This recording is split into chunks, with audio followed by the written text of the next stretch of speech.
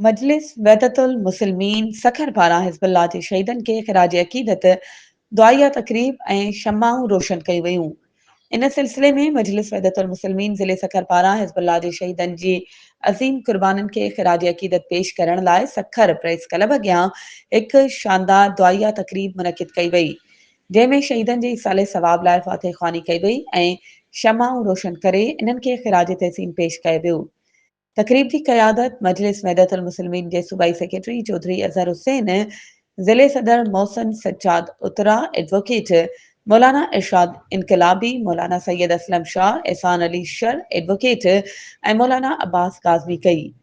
उन मौक़े ते शिरकत कंदड़नि हिज़्बुल्लाह जे शहीदनि जी क़ुर्बानियुनि खे ख़िराज अक़ीदत तहसीन पेश कंदे चयो त मज़ाहिमत ख़त्म नाहे थी,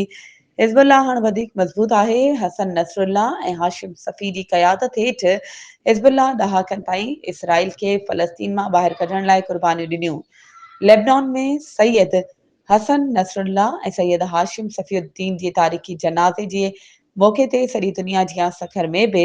शहीदनि मज़ाहिमत खे ख़िराज अक़ीदत पेश करण लाइ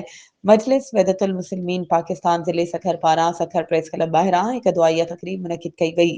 जंहिं में शहरनि वॾे अंग में पंहिंजे घर वारनि समेत शिरकत कई। वधीक ख़बरुनि ऐं अपडेट्स जे लाइ असांजे चैनल खे सब्सक्राइब कयो ऐं हा, बेल आइकन खे प्रेस करणु न विसारिजो त जीअं असांजी हर नई अचण वारी वीडियो तव्हां ताईं पहुचे।